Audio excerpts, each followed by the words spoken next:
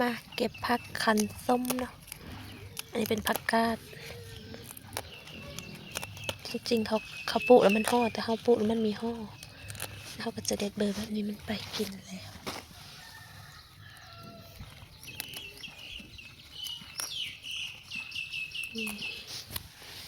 อันนี้เป็นผักกลางตรุ่ง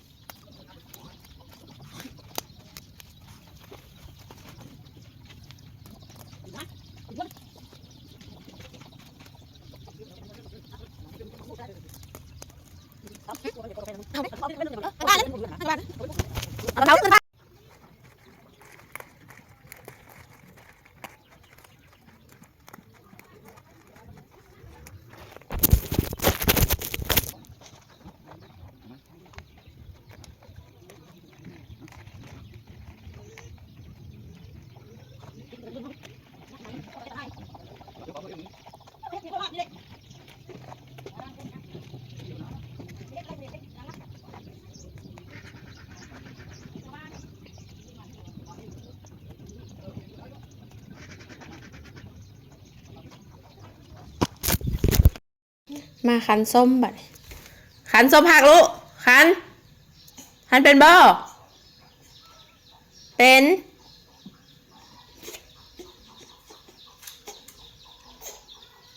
ติดละ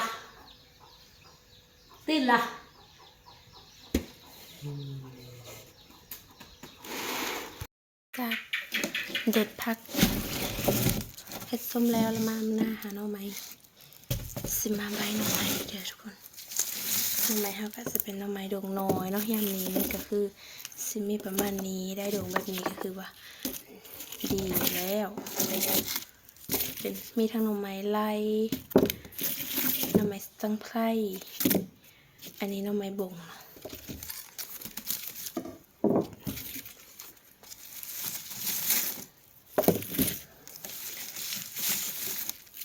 ลูกหลับแล้วก็ไปหักเอารีบหักคือเลนจนตำไม้ตำโต๊ะเพราะว่าไม่มีผู้เฝ้าลูกเนาะย่านลูกตื่นเราต้องรีบไปรีบมาเป็นแม่ลูกอ่อนมีได้ง่ายเลยเด้อทุกคนโดยเฉพาะแบบแม่แบบเลี้ยงผู้เดียวเลี้ยงลูกผู้เดียวแบบเฮาเด็กจะไม่มีเวลาหากินเลยอะหายมาหน้าก็ต้องแลนเอาตอนลูกหลับก็เรื่องซ้อนจุงตึกป่านนี่เกิดไม่ได้แล้วเพราะมันต้องใช้เวลาหลายอันนั้นเนาะก็จะพอกินหน่อไม้นี่ไข่แด้มันอยู่ของเก้าเฮาก็ตอนลูกยังมีหลับก็ไปย่างหาเบื้องก้นไปเห็นลายแล้วก็ลูกหลับแล้วก็ไปเอาบัตรมันบอกง่ายเลยได้สำหรับเฮานะอันนี้ก็ตอนลูกหลับกับใบไว้เสียเดี๋ยวลูกตื่นก็คือมีเวลาใบอย่างหนึ่งหน่อไม้มันขั้นค่ายเนาะเฮาก็ไม่เยอะถือลูกหักมันทุกคนนะเริ่มแห้วแล้วหน่อไม้จ้ะตอนนี้ก็ใบสองเนาะเดี๋ยวลูกตื่นนี่ค่ะใบหน่อไม้แล้วก็สิมือเลย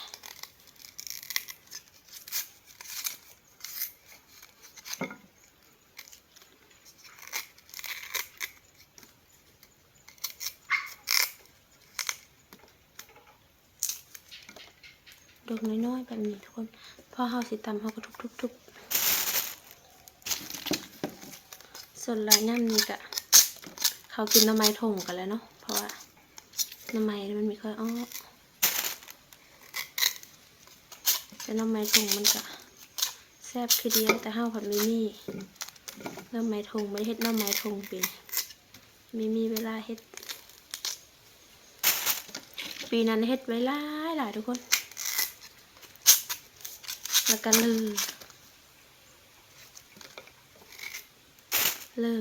่ก็กินจนได้เน่าแบบมีอันกินอันอื่นเฮากินอันอื่นไม่ได้เพราะหน่อไม้กินเฉพาะเวลามีอันกินเนาะสรุปหน่อไม้ เลยจนฮอดเดือน6หน่อไม้เอาไม่ยังหน่อไม้ทงยังอยู่ก็เลย มีเฮ็ด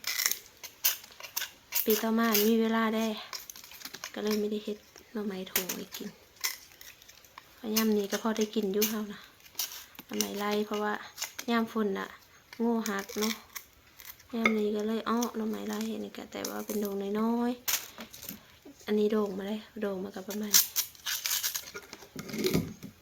เพราะว่าหน่อไม้งูกินแล้วมันไม่ได้แม่ใหญ่เลยมันก็เลยแบบโด่งน้อยหน่อไม้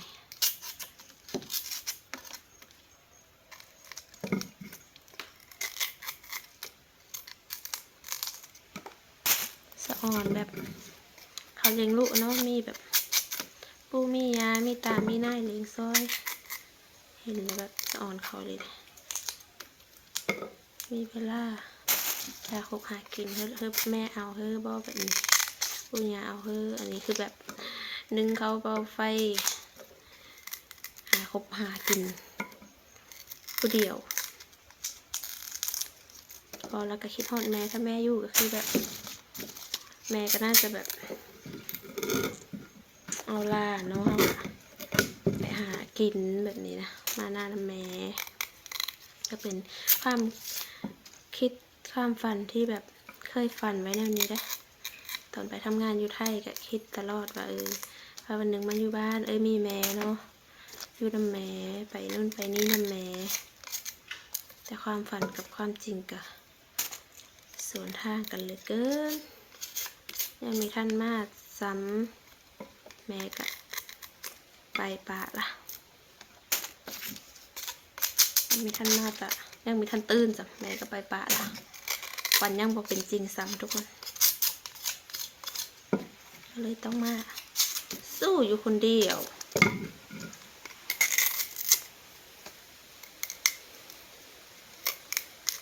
ถ้าแม่อยู่กับแม่ก็น่าจะแพงหลานเพราะว่าลูกกับแม่เลี้ยงมาก็แพงหลานก็ติด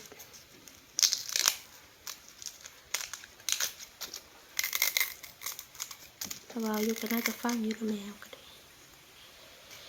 ฟังอยู่แห่งคนเลิกอะคิดฮอดบอกได้คำเดียวว่าคอยคิดฮอดแม่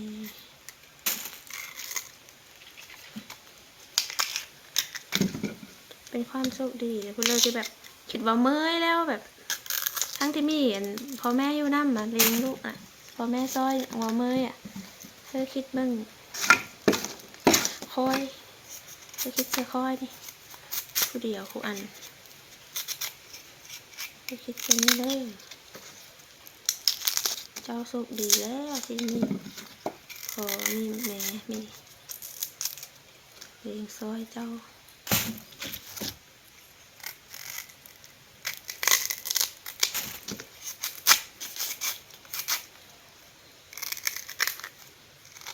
บางอันบางอย่างก็ต้องแบบมันมีท่านก็ต้องได้อุ้มให้ต้องได้เหตุการณ์รู้นะ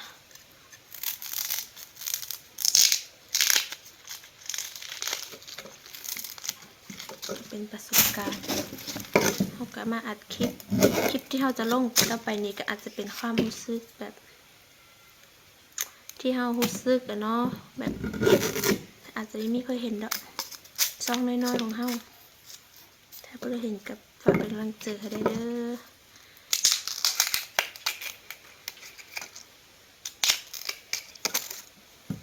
แค่แบบอัดลงแบบตอนนี้เขารู้สึกแนวนี้ตอนนี้เขารู้สึกแนวนี้แบบนี้เนาะช่วงชีวิตหนึ่งเขาเคยรู้สึกแนวนี้เคยเป็นอยู่แนวนี้เพราะว่าเวลากะค่อนข้างผ่านไปไวเนาะสุขทุกข์กะผ่านไปแค่อยากเก็บโมเมนต์การครั้งนึง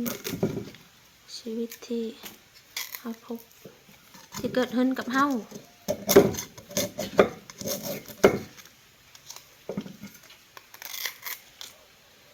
ได้ลูกกะมีคือมู่เนาะเฮานะได้กับผ้าก็ค่าใช้จ่ายค่อนข้างหลายเนาะถ้าได้ธรรมชาติก็น่าจะมีลำบากสำนี้เนาะ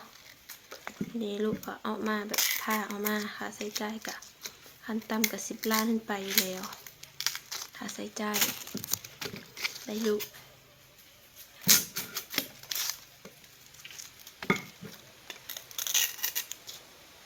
ก็ไม่ได้ง่ายเลย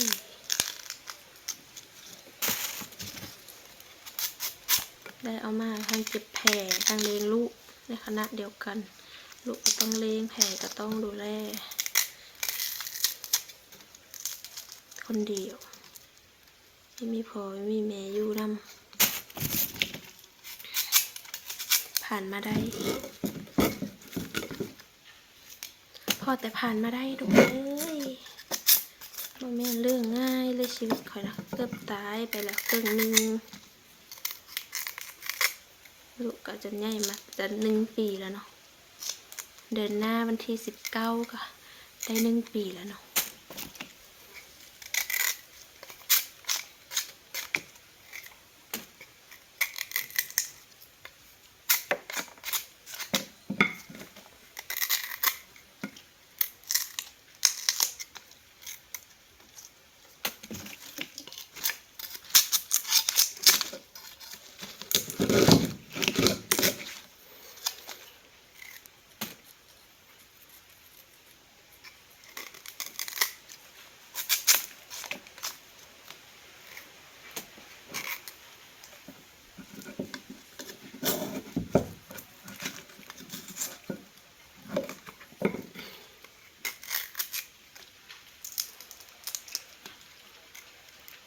โอเคแล้วทุกคนแล้วค่ะจบคลิปเพลงตอนนี้เนาะแต่